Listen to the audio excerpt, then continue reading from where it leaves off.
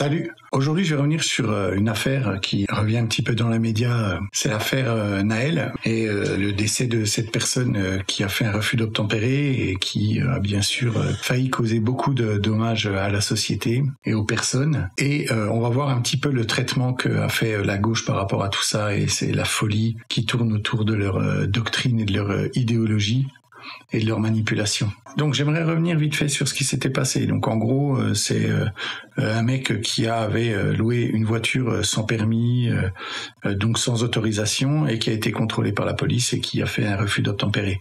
Ce gars avait 15 occurrences sur son casier judiciaire. Il n'avait jamais été condamné. Par contre, il avait bien sûr fait la même chose que ce pourquoi les policiers voulaient l'arrêter quand il a été arrêté, c'est-à-dire du refus d'obtempérer dans ces 15 occurrences, conduite sans permis, usage de fausses plaques, possession de stupéfiants. C'était un petit peu dans ses habitudes, ce genre de choses. Voilà, on va remettre un petit peu dans le contexte par rapport à au refus d'obtempérer, parce qu'il a refusé bien sûr de s'arrêter. Il a commencé à prendre la fuite, et il y a quelques images de la course-poursuite justement dans cette affaire. Je vais juste montrer, voilà, par exemple, là on voit bien qu'il y a quelqu'un qui essaye de traverser, qui est en vélo. Et là, il est à deux doigts de l'écraser, à quelques centimètres que cette personne soit tuée ou finisse à l'hôpital. Ensuite, là, on avait un jeune, un adolescent, qui essayait de traverser, et en fait, il voit la voiture arriver,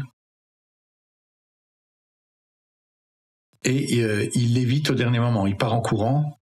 Et en fait, la voiture passe et il est en contresens. En plus de ça, là, il roule à contresens. C'est pour ça que le jeune homme a été surpris. Parce que je pense qu'il a regardé à gauche, il a vu qu'il n'y avait personne et il a avancé. Ensuite, ils se sont retrouvés bloqués dans la circulation et les motards sont descendus de la moto et lui ont demandé de se stopper. Il se retrouve comme ça face aux policiers et là, il décide de ne pas obtempérer et du coup, le coup part et il arrive le drame qui est arrivé, qui est un drame malheureux. Un homme de 17 ans qui décède comme ça, c'est toujours horrible. Mais il avait mis en place dans sa vie tout ce qu'il fallait pour que peut-être ce genre d'incident arrive.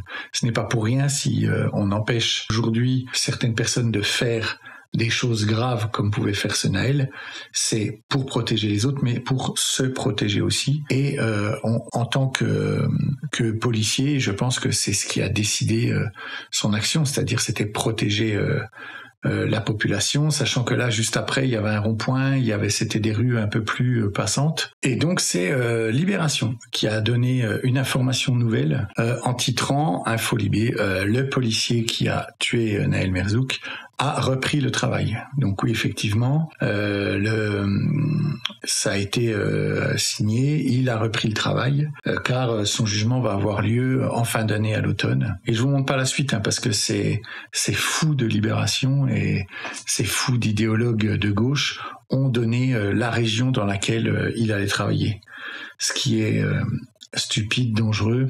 Et d'ailleurs, Libé est accusé de mettre une cible dans le dos de ce pauvre policier et donc de mettre toute sa famille en danger. On est là dans le typique communo-gauchisme, c'est-à-dire nos ennemis, ce sont des ennemis jusqu'à ce qu'on puisse leur souhaiter du mal très profondément, parce que ça, c'est ce qu'ils s'amusent à faire, c'est quelque chose d'horrible. Ils avaient déjà un petit peu fait la même chose, il y avait une histoire avec un photographe, avec le RN ou je sais pas quoi, et ils avaient donné son nom, son adresse, et on va aussi parler de ce qu'a fait cette Rima Hassan quand elle a été insultée et invectivée par un pro-israélien et une pro-israélienne devant une agence immobilière.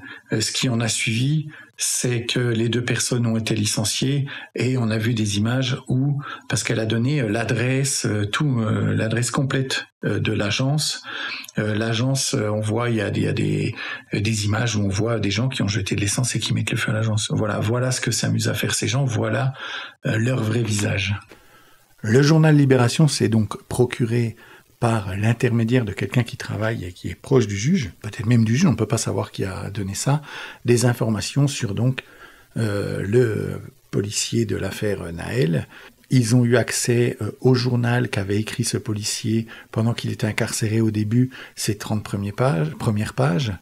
ces 30 pages qu'il a écrit où il raconte un petit peu tout ça, où il parle un petit peu de cette affaire, où il dit d'ailleurs là-dedans qu'il est en gros que de toute façon il a été jeté en pâture par Macron et par le gouvernement pour calmer les racailles de cité qui faisaient n'importe quoi. Et ça c'était tout au début, et c'est vrai qu'au début Macron pour ça n'a pas joué le jeu, vu qu'il s'est rangé directement du côté de Nahel sans savoir ce qui s'était passé, pour apaiser, mais c'était un mauvais calcul. Et donc le policier parle de tout ça, parle qu'il va être jeté en prison pour un petit peu calmer la vindicte populaire. Tout ça. Donc voilà, c'est le début. Hein. Donc on a vraiment ces phrases à chaud. Donc Libé s'est procuré ce genre de choses, alors qu'on ne sait pas comment c'est possible, comment ça peut sortir. Ce sont carrément les pièces à conviction qui sont dans le jugement. Hein. Donc c'est très grave ce qui se passe là. On va nous dire qu'ils sont protégés par le secret patati patata, mais bon. C'est quelque chose quand même d'assez grave, surtout qu'ils en profitent pour remettre de l'huile sur le feu, pour essayer d'encore attiser la haine, parce que le procès, donc comme je le disais, est à la fin de l'année, et du coup, c'est pour remettre de l'huile, c'est pour essayer comme ça de toujours attiser la haine de leur idéologie et de leur séparatisme toujours plus fort, parce qu'ils sont le relais, Libération, c'est le relais du communo-gauchisme le plus crasse. Ce journal, c'est un tas de détritus. Hein. Voilà, maintenant on va voir le maire de Nanterre. Donc c'est là où a lieu le décès de ce mec de 17 ans qui, lui, a bien sûr... le maire qui a bien sûr prend parti pour ce genre d'individu en disant que c'est un assassinat. Enfin, vous allez voir. Et ils oublient, quand ils font ça, à quel point ça fait du mal au pays, ça fait du mal à la France. Qu'on porte à Nanterre depuis 2 ans maintenant. On se rappelle, lui, de tous les autres aussi, qui ont été victimes d'un assassinat, juste à côté de nous. Ce qu'on demande, c'est justice pour Nahel. Justice pour Nahel, pour qu'elle soit reconnue. Donc voilà, ce qu'il veut, c'est mettre une plaque, une commémoration, c'est du blabla pour être réélu, c'est bientôt les élections. Ne vous inquiétez pas, comptez sur eux pour trahir toute pensée logique et intelligente du moment que ça leur amènera des voix. Et voilà où on en arrive. Un autre tweet, comment tu veux ne pas faire de l'anxiété sociale en tant que personne racisée quand tu vois que le malade qui a tué un musulman par pure haine est irresponsable pénalement, parce qu'il a été, celui de gauche, c'est la personne qui a tué celui de droite, a été jugé irresponsable pour schizophrénie, et que le policier qui a tué Nahel continue d'exercer. Là, on parle déjà de 2 cas complètement différents. Hein. On parle de quelqu'un qui est donc un malade mental, hein, ça a été avéré, et qui a volontairement et de manière gratuite assassiné un pauvre monsieur qui n'avait rien demandé à personne, face à quelqu'un comme Nahel qui a pris lui tous les risques, et qui depuis qu'il est jeune prend une tangente qui savait être peut-être fatale, quoi qu'il se passe, que ce soit par le risque de rouler très vite, 116 km/h en ville, hein, c'est une vitesse complètement malade. Il aurait pu mourir à tout instant d'un accident de voiture, n'ayant pas le permis. Il aurait pu, de par ces histoires avec les stupéfiants, finir dans un guet-apens, on ne sait quoi de ce qui peut se passer avec les mafias aujourd'hui.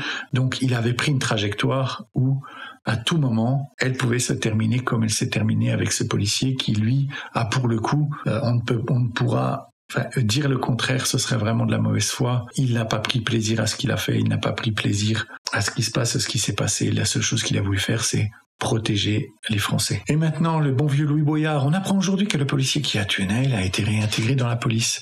Il y a des faits qui racontent toutes les injustices dans notre pays. L'impunité totale pour les uns, le racisme, la violence qui en découle et l'humiliation pour tous les autres. Vous rendez compte de ce qu'il dit là, ce Louis Boyard? Cet appel qui fait cet appel, c'est ce séparatisme fou qu'ils sont en train de mettre en place dans le pays, tout ça pour être élu et tout ça pour avoir le pouvoir et pour instaurer en plus une dictature. Il est en train de dire, si vous n'êtes pas dans notre camp, vous êtes un raciste, vous êtes violent et vous aimez humilier les autres. Voilà ce qu'il est en train de dire. C'est la même chose que ce qui s'est passé à New York dans ma vidéo sur le vainqueur de la primaire démocrate et qui va se présenter à l'élection de maire pour New York, qui a dit on va rajouter plus de taxes pour les quartiers plus blancs. Tout ça, c'est pour séparer toujours plus les Français, c'est pour faire en sorte de les enfermer comme une secte. Ils ont la même façon de faire, ils essayent de les enfermer, ils essayent de faire en sorte qu'ils soient pris au piège de leur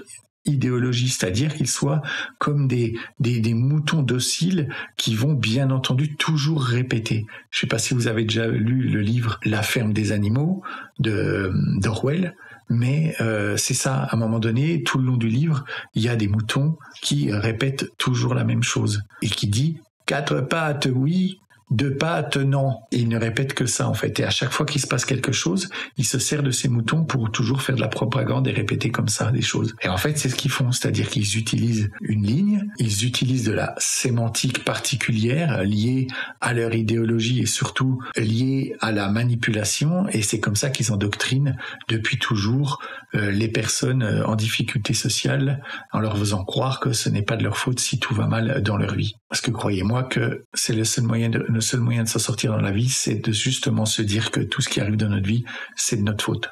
Bien sûr, il y a des cas très particuliers, mais dans l'ensemble, nous sommes face à nos choix à chaque fois qu'il y a une conséquence qui est difficile dans notre vie. Et voilà, si on parle un petit peu de bon sens, c'est drôle parce que moi, quand la police m'arrête, je m'arrête. Point. Je ne joue pas à la racaille rebelle et je ne mets personne en danger. Et c'est bizarre, hein, je suis toujours en vie. Après, il est un peu dur le message parce que on peut pas non plus parler comme ça parce que c'est faire le jeu de la gauche de parler comme ça. Mais en tout cas, il est vrai que si le policier veut vous arrêter, vous vous arrêtez. Après, ils jouent, donc eux, ils ont pas envie de se faire arrêter parce qu'ils savent que derrière, ils ont des problèmes avec la justice. Mais quand les gens normaux, eux, s'arrêtent, les gens normaux, eux, sont d'ailleurs ceux qui payent le plus. Pourquoi ? Parce qu'ils s'arrêtent, parce qu'ils sont, on leur a appris à faire confiance à la société, à faire confiance à notre État, à faire confiance aux forces de l'ordre, que ce soit la police ou les gendarmes, parce qu'on sait qu'ils ont été créés dans un but précis, c'est celui de sécuriser notre vie, en fait. Tenez, voilà encore un bel exemple là de ce qui se passe quand on a l'idéologie de la LFI. Rassemblement à Nanterre pour demander justice pour Naël, tué il y a 2 ans par un policier devenu millionnaire parce que des racistes ont voulu le récompenser de son crime. Non, ce n'est pas ça qu'ont fait les gens quand ils ont donné la cagnotte pour ce policier. C'était pour dire au gouvernement, oui, on est là pour faire en sorte que la police puisse faire justice et puisse protéger nos citoyens. Naël s'est mis dans cette situation qui l'a mis en danger et qui, parfois, comme on l'a vu là, va jusque le décès en fait. Et c'est ça qu'il faut mettre en avant. C'est pas que ce sont les policiers, les racistes. Encore une fois, ils divisent. Plutôt que de dire il faut absolument reprendre en main les quartiers, ce n'est pas normal que des gamins comme Naël, qui se sont fait arrêter 1 semaine avant pour avoir fait un délit de fuite, en 2022 pareil, avoir 15 occurrences sur son casier, ce n'est pas normal que ce soit pas ça qui soit mis en avant. C'est là qu'on voit que ce qu'ils veulent, c'est le séparatisme, c'est profiter de la manne de ces pauvres gens qui sont manipulés depuis toujours, la manne électorale et financière que c'est. Là, on voit cette chère Traoré qui est là, qui profite de tout ça, qui a été invitée par Louis Vuitton. C'est inadmissible. En tout cas, voilà. Il faut rien lâcher. Moi, je lâcherai rien. Je les dénoncerai jusqu'au bout. Je vous dis, je voulais peut-être pas faire de vidéo là-dessus parce que c'est un sujet quand même très grave, mais je me suis dit que je ne pouvais pas laisser la parole à ces menteurs, même sur ce sujet. Il faut être sur tous les fronts, sur tous les sujets, même si parfois c'est difficile, même si parfois on n'en a pas envie parce que ça nous touche plus ou parce que notre pudeur fait qu'on a envie de laisser comme ça par bienveillance ces gens tranquilles, mais en fait en faisant ça on les laisse eux instaurer leurs paroles et leur haine. Donc non, il faut être de tous les fronts, je le saurai un maximum, c'est pour ça que j'ai quand même voulu en parler aujourd'hui. Voilà, je vous remercie. Mettez un like si la vidéo vous a plu. N'oubliez pas de vous abonner et de mettre la petite cloche pour que vous puissiez être au courant que à 18h, comme tous les jours du lundi au vendredi, ma vidéo sort. Partagez cette vidéo avec quelqu'un que ça pourrait intéresser. Je vous dis à tout bientôt. Des becs!